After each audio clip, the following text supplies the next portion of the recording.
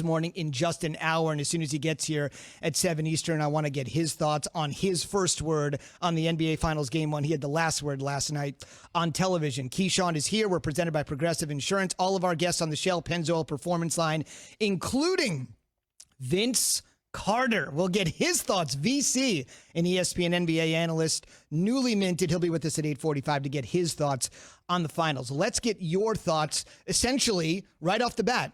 Why did the Lakers win this game last night in such convincing fashion? Well, first of all, they won because the dude that's not here in that chair over there to my left is Jason Williams.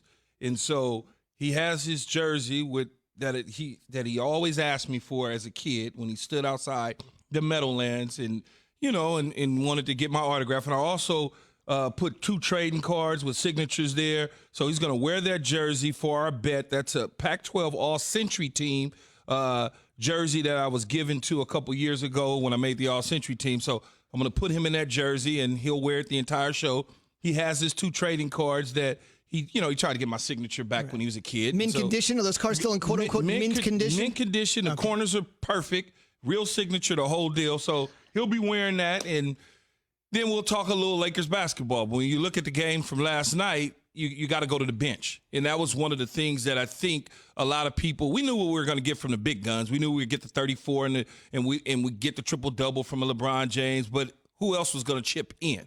That was key to us. Who's going to chip in? When you talk about the way that they played last series against the Celtics, they played a heavy zone, so we needed to be able to penetrate and dish, and who would take the shots. We knocked down 15 threes. So when you start to look at those sort of things, you say, okay, where do we get that from? How does our bench contribute? You get 54 rebounds to 36, you're going to win most of those. You should win all of the games, right? I mean, you're crashing the boards like that. So I think the bench with Rondo being on the floor, facilitating, allowing LeBron James to be LeBron James, not just a point guard, that also helps the situation. So it was big in terms of that. Now, a lot of people will say, okay, you look at the injury factor to the Miami Heat. Mm-hmm. Yeah, they had 2 banged up players. All right, they got banged up after we made the run.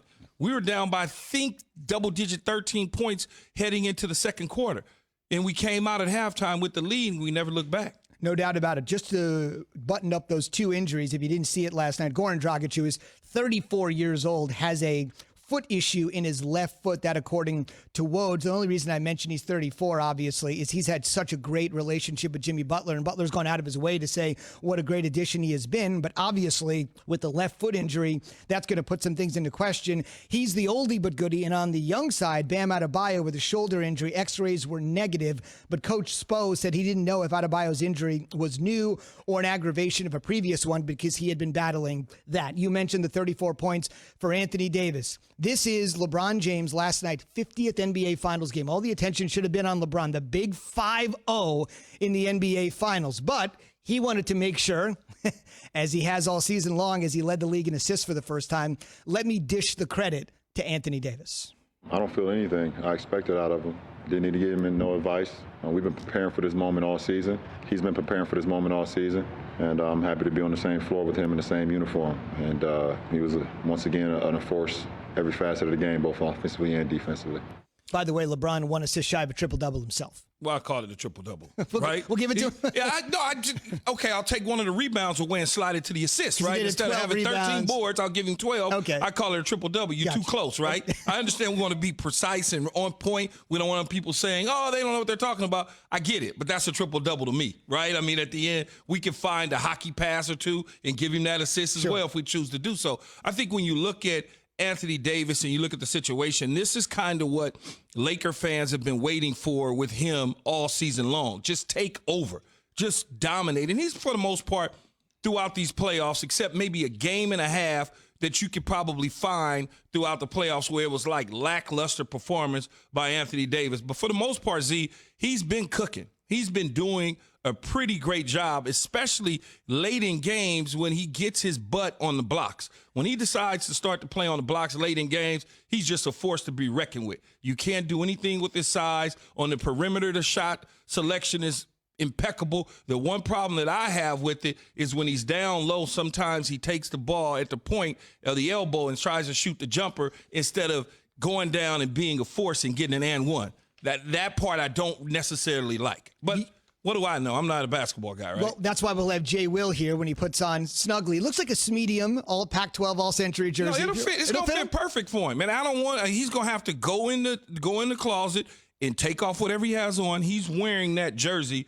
He's going to put it on. I want him no excuses. It looks like we've got a pair of old school tops or upper deck or Fleer or Donruss, if you're old enough with me, on the sides, on the shoulder pad. So Key letting it go for the Pac-12 All-Century team. There's a little bit of a bet. Jay said that he thought the Heat would win game one, and I'm sure he regretted that pretty quickly after he did jump out to a quick start, but then clearly. But he's not the only one that decided to challenge me. One of our main bosses, who obviously signed off, is Dave Roberts. Be careful. He's the big boss. Yeah, Be big real boss. careful here. Big boss signed off on our show. I don't want to do this solo till 7 o'clock. To get together. He lost the bet, too. I just haven't figured out what to do with him yet. But in Dave's defense, and I'm always going to back up the boss, so I'm just being the company guy. LeBron knows. That's okay. He did say the series, right? No. He gave me the game on an email. He gave me the game, too. He ain't getting away with that. In the staff meeting, he said he liked the Heat. So that's fine. We'll see. All right, let me ask you this real quick. You had the Lakers in 5. You kind of gave the Heat one game. Can they get it? Can Jimmy Butler just will them to a victory? He obviously got a little banged up last night as well, rolling the ankle. Are you going to modify this and make this a sweep with game 2 coming Friday night on ABC? Yeah, it's probably the broom is probably out the closet, right? I mean, they got the injury problem going, and I think that the Lakers have a recipe now. It's only so much you can do to slow them down, and I think the Heat gave their best shot. Z, I mean, like, come on, man, seriously. Like, when you looked at the beginning of the season, the Miami Heat was nowhere to be found. This is a Cinderella story. Right. It's okay. We like it. It's Coach Riles, the general manager, president of the team. It's Spoels. He does a great job coaching. Jimmy Butler, we're cheering for him. We like Jimmy Butler because we love his attitude and we love the things that he brings to the table. But in the end, they were not supposed to be here.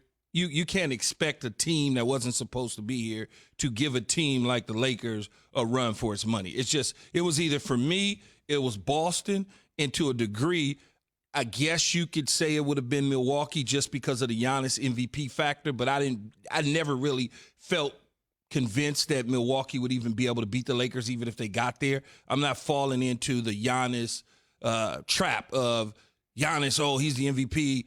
Yeah, but you can't win championships by dunking basketballs all the time. You got to have some other stuff with your game. Last word on that, and that would just be, if you take a look at the Miami Heat's regular season record, they won 44 games. You know how many games the Sixers won? We dump on the Sixers all day long. They won 43 games. I understand matchups are all about the playoffs, and that's why Miami advanced, but also consider we're old enough to remember when divisions mattered in the NBA. Now it doesn't matter at all. It's just conference standings. But if you look at Miami's division, they were the only team to finish over 500. Those are the teams you're going to play more than anybody else. And there's going to be people that say, if they stayed healthy, the game would have been different. No, it wasn't going to be any different. No. They were going to roll because that's just where they're at right now. And that's why I said yesterday, okay, all you people that talking about they going game one, all them young shooters.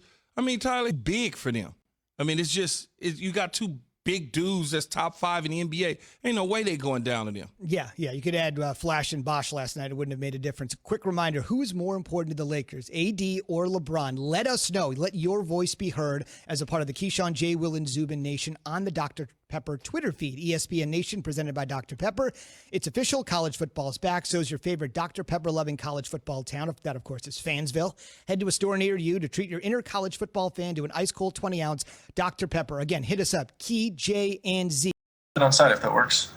Okay, then we will start off with David Medeman. LeBron, you guys went on, I think, a 75-30 run after falling down 13 early. What allows you guys to have success like that over a sustained period of time, a run like that? Paying attention to detail. I'm physical enough, and you have to get a feel for how hard Miami plays. And I think they smacked us in the mouth, and we got a sense of that. And so we knew how hard we had to play if we wanted to try to make it a game. And from that moment when it was 23-10, we started to play to our capabilities. We started flying around. We started getting defensive stops in. We started sharing the ball a lot better offensively and just got into a really good groove. All right, Kyle Goon.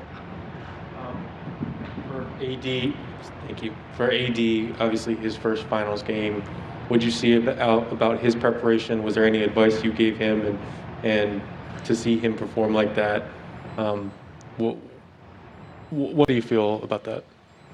I don't feel anything. I expect it out of him. Didn't need to give him no advice. We've been preparing for this moment all season. He's been preparing for this moment all season. And I'm happy to be on the same floor with him in the same